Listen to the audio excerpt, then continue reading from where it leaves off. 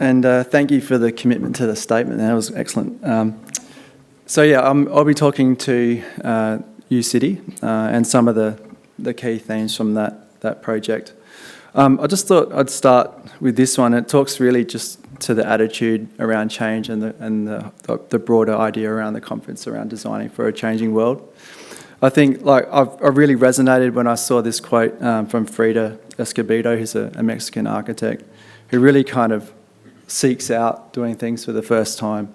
And I think I sort of, through this project, Uniting Communities as well, who was a client who was very much driven by that, that sort of imprinted on myself around really seeking out new opportunities and having that attitude towards change as well.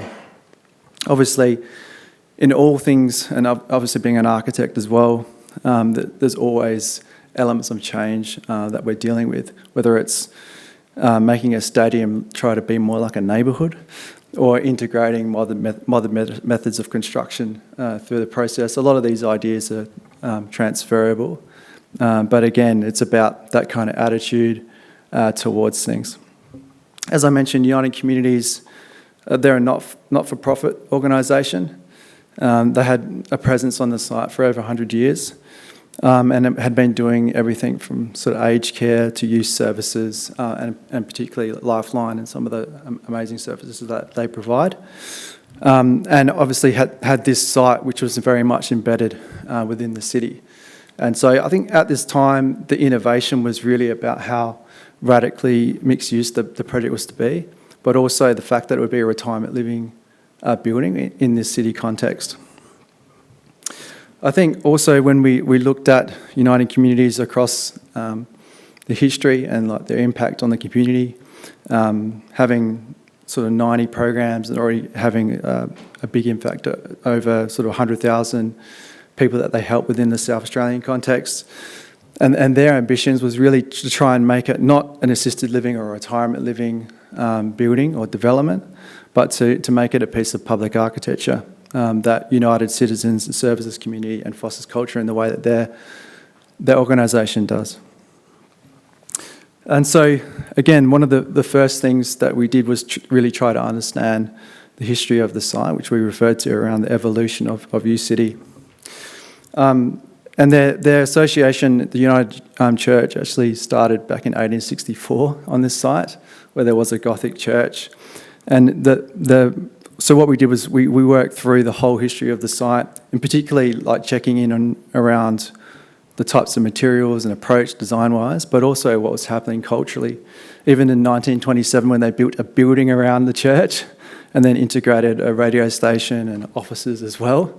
Again, it was sort of like a mini brief towards what we were providing back in 2018.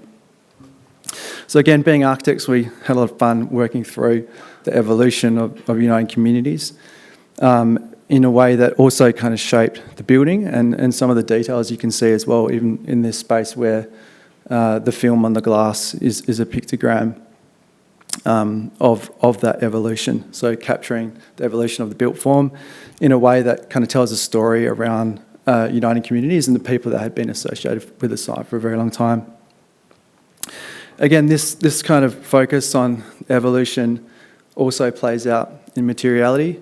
It meant that we had a kind of, I guess, a fresh approach, looking at ways in which we could integrate bricks from the site through pushing them into concrete and polishing them and exploring ways we can reuse.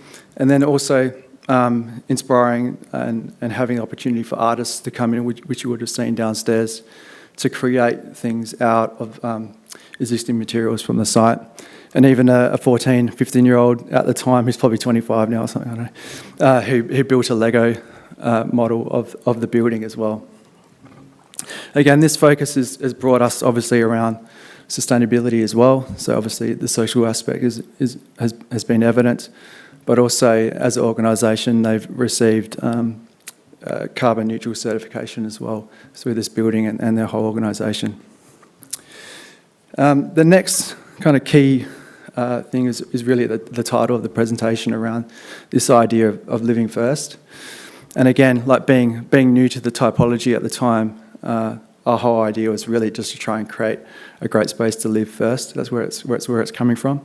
And then embed wellness and health as a kind of secondary aspect through their social services programs within the building. This is actually a resident that lives here. He, at the time, didn't really need any support, but obviously bought into the development.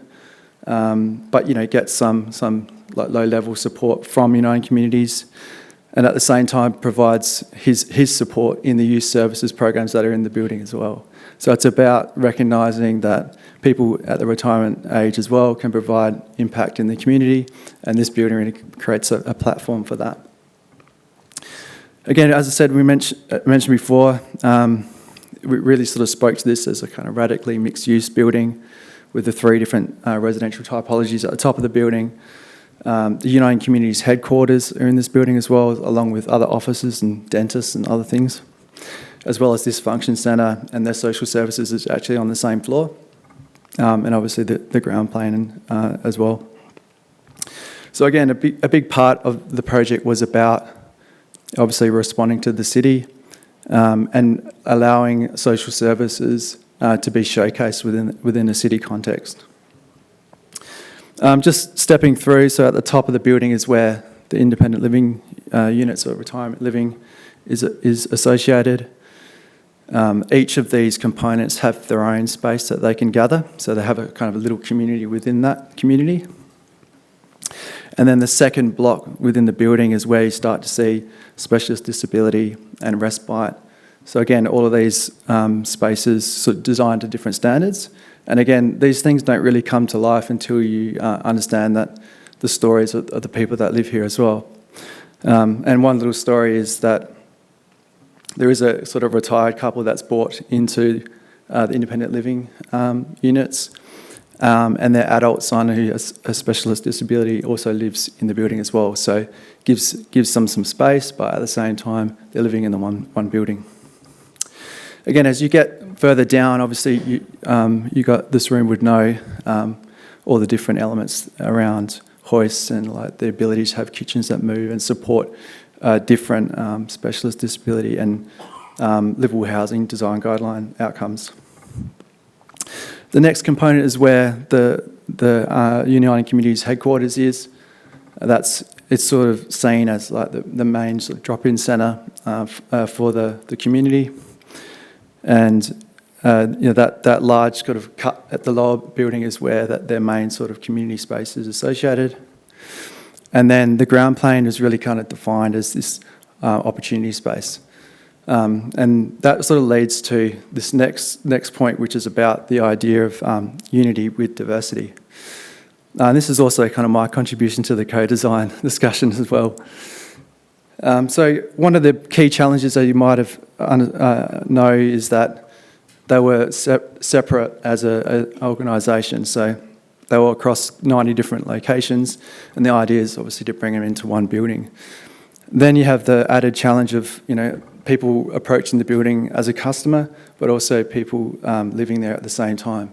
So we're all having this conference right now, but at the same time there might be someone downstairs who really needs help, and they're coming to the Uniting Communities for that purpose as well. So it was a big challenge in terms of how we kind of explore that. There's also kind of technical outcomes around different performance requirements for residential and thermal versus office versus public as well. Our approach to sort of managing that, and very much improvised at the time, was to create a board game. So we actually had a significant workshop with over sort of 30 of the user groups with Uniting Communities, and we carved up the site and created the ingredients of Uniting Communities and allowed them to sort of map it all out. And as an architect, we were able to then go, well, you kind of need a stair here, or you need this, or a core, and how are you going to get up the building? So introduce some of the technical things, but also it sort of created the foundation for understanding what they would do in certain situations if different issues presented itself, with the idea of allowing social services to be showcased within the public realm. So again, one thing that we learned from this process was that if you design a space for everybody, it will work for nobody. And so we tried to understand that and work through it. And the intention was very much to not over-polish the public realm, allow people to walk through that space and see what's happening. This space as well is a key component of that, so all of the occupational therapy aspects that they do happens in here too.